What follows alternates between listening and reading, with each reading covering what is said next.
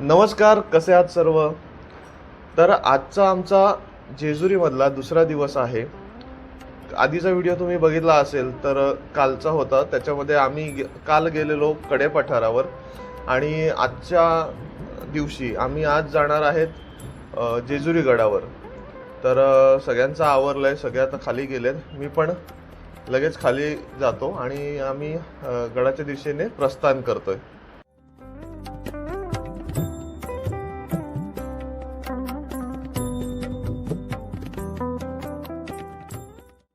पुणे जिल्ह्यातील पुण्यापासून साधारणतः 30 मैल अंतरावर खंडोबाचे जेजुरी हे देवस्थान आहे. खंडोबा हे संपूर्ण महाराष्ट्राचे कुलदैवत असून संपूर्ण देशभरातील लाखो भाविक तिथे दर्शनासाठी येतात.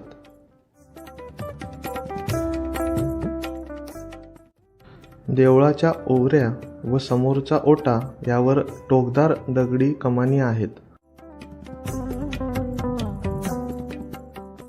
गडावर जाताना वाटेत नगर परिषदेने सुंदर उद्यान तयार केले आहे.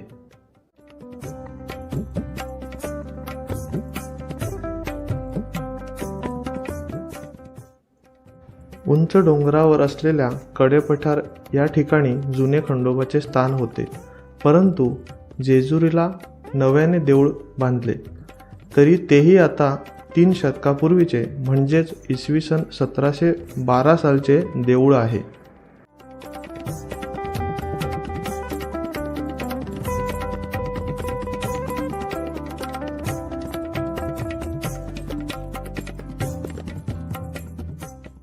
पायऱ्या चढून वर गेल्यावरच मल्हारी मार्तंडाचे म्हणजेच खंडोबांचे दर्शन होते.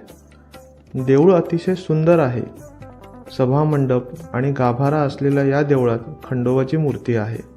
म्हाळसा, मणिमाला आणि खंडोबा अशा 3 सुबक मूर्ती देवळात आहेत. देवळात तलवार, डमरू आणि परळ या पुरातन वस्तू जतन केलेल्या आहेत. अतिशय जड अशी पुरातन तलवार उचलण्याचा एक अवघड खेळ इथे दरवर्षी खेळला जातो. उंच धरून तलवार जास्तीत जास्त वेळ उचलणाऱ्या व्यक्तीस बक्षीस देण्याची पद्धत आहे.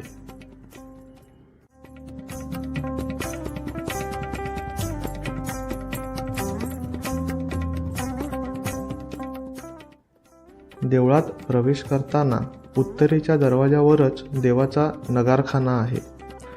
पूर्वाभिमुख देवळासमोर 7 मीटर व्यासाचे आणि पितळी पत्र्याने मडवलेले मोठे कासव आहे.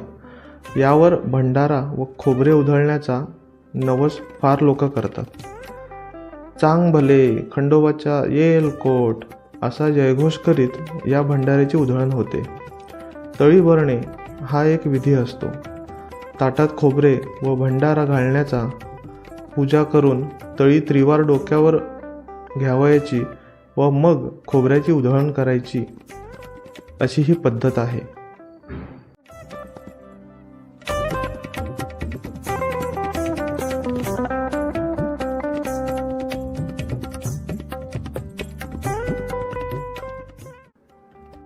जेजुरीचे मंदिर हा महाराष्ट्राच्या वास्तुकला परंपरेच्या प्रगतीचा महत्त्वाचा टप्पा आहे. निसर्गाच्या सानिध्यात नैसर्गिक वाटणाऱ्या वास्तुकलेचे जेजुरीच्या खंडोबाचे देवालय हे उत्तम उदाहरण आहे. खंडोबा हे शिव, भैरव व सूर्य या 3 देवतांचे एकत्रित रूप आहे व म्हणूनच खंडोबाचा उपवास रविवार या सूर्याच्या वारी करण्यात येतो.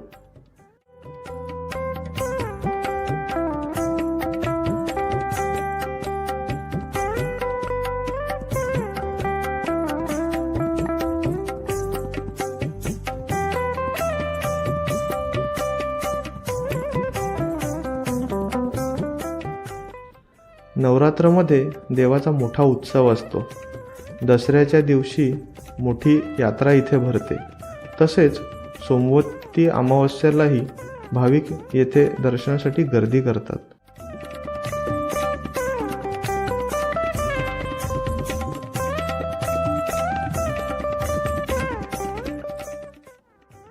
जेजुरीस अनेक भक्तगण महाराष्ट्रातून नियमाने येतात व खंडोबाचे दर्शन घेऊन संतुष्ट होऊन परत फिरतात.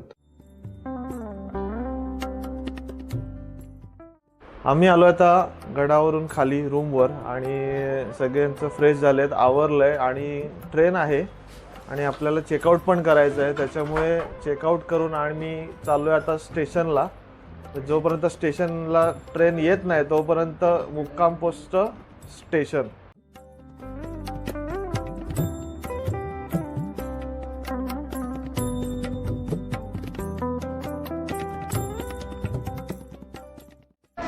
तर आम्ही आता आलो आहे स्टेशनवर आणि जवळजवळ आम्हाला येऊन एक अर्धा तास झाला आहे आणि आमची अजून ट्रेन 1.5 तासानंतर येणार आहे. त्याच्यात जस्ट अनाऊन्समेंट झाली की आमची जी ट्रेन आहे ती अजून अर्धा तास लेट आहे. म्हणजे अजून आम्हाला एक 1.5-2 तास तर इथे परत स्टेशनला थांबावं लागेल.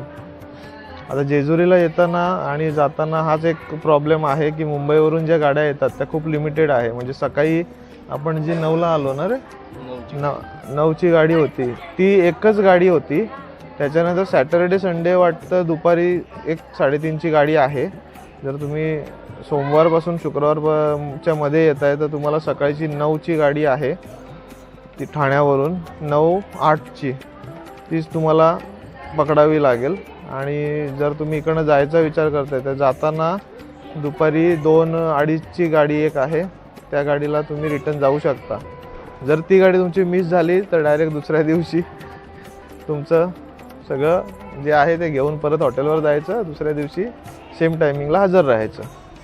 तर आम्ही पण आता निघतोय घराकडे आणि तुम्ही व्हिडिओ पूर्ण बघितला असेल तर जाता जाता तुमच्यासाठी एक प्रश्न आहे. म्हणजे मला पडला आहे, तुम्हाला कदाचित मी जर तो प्रश्न विचारला तर कदाचित तुमच्याही मनात तो प्रश्न निर्माण होऊ शकतो की आपल्याला सगळ्यांना माहिती आहे की खंडोबा आपल्या पूर्ण अखंड महाराष्ट्राचे कुलदैवत आहेत, पण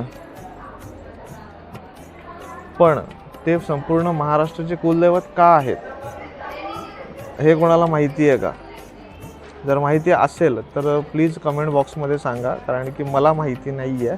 मी थोडं रिसर्च पण केला, मी सर्च केलं पण त्याच्यात मला काही एवढं मिळालं नाही. जर तुम्हाला माहिती असेल तर प्लीज कमेंट बॉक्समध्ये सांगा. म्हणजे माझ्याप्रमाणेच इतरही काही असतील की ज्यांना हा प्रश्न आता पडला असेल किंवा ज्यांना माहिती नसेल त्यांनाही माहिती होईल. तर हा व्हिडिओ आपण इथेच एंड करतो आहे. आम्ही गाडी आली की आम्ही निघणार आहेत. आता पुढचा प्रवास डायरेक्ट घरीच जायचं आहे, त्याच्यामुळे हा व्हिडिओ आपण इथे एंड करतो आहे आणि लवकरच भेटूया एका नवीन व्हिडिओमध्ये. तोपर्यंत तुम्हाला तर माहितीच आहे की व्हिडिओला लाईक करा आणि ज्यांनी अजून सबस्क्राईब केलं नसेल चॅनलला, जे नवीन असतील व्हिडिओ बघतायत त्यांनी जाता जाता एक सबस्क्राईब मात्र करून जा.